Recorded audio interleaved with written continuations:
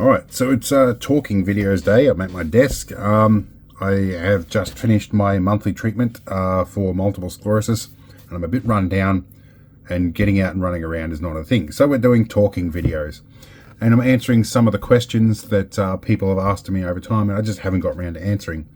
Today, looking at my list up here, is going to be, why am I still playing Minecraft? Have I not grown out of that? Well, there's a complicated question there.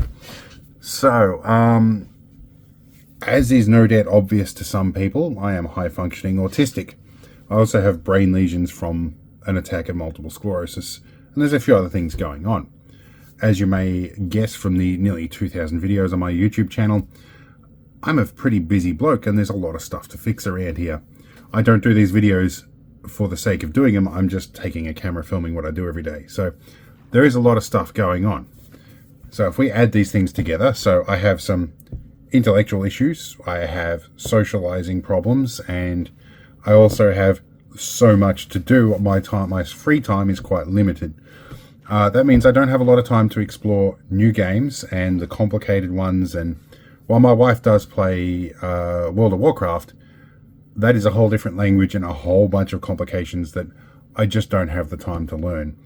So I kind of stick to what I know. And I bought Minecraft way back in beta version many years ago. It in itself is a different game, and there's a whole bunch of complications involved with that. For an example, I wasn't aware that enchantments were a thing until fairly recently. And I have fallen into the anarchy group, which is people that play like with hacked clients and no rule servers and stuff like that.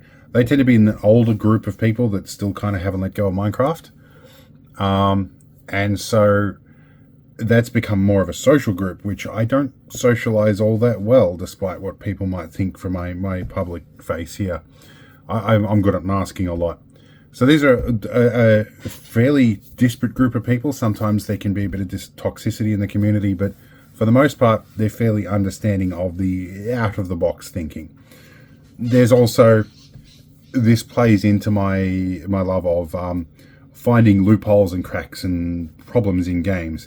So I've ended up primarily sticking to one server these days, which is called anarchy.org. A little bit of a pitch there. I'm basically an admin over there at the moment, and my role there is basically trying to find if I can break bits of it so the owner can fix it before somebody with a malicious intent actually breaks things. On the other hand, I help people build and everything like that, and I watch other players come in and destroy stuff. It's just an interesting way of understanding humanity a little bit, or at least some of the rejects of humanity in a lot of cases. So I guess that's kind of how I take my social pill sometimes, is in the form of Minecraft. It's less about the game and more than a social interaction.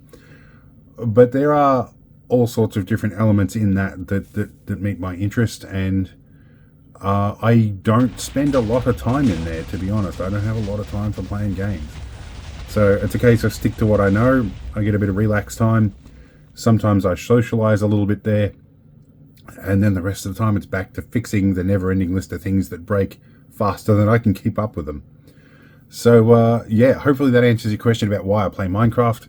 I'll stick some details for that particular server if you want to get involved in that at some point. But yeah, we'll move on, and I've got more stuff to fix.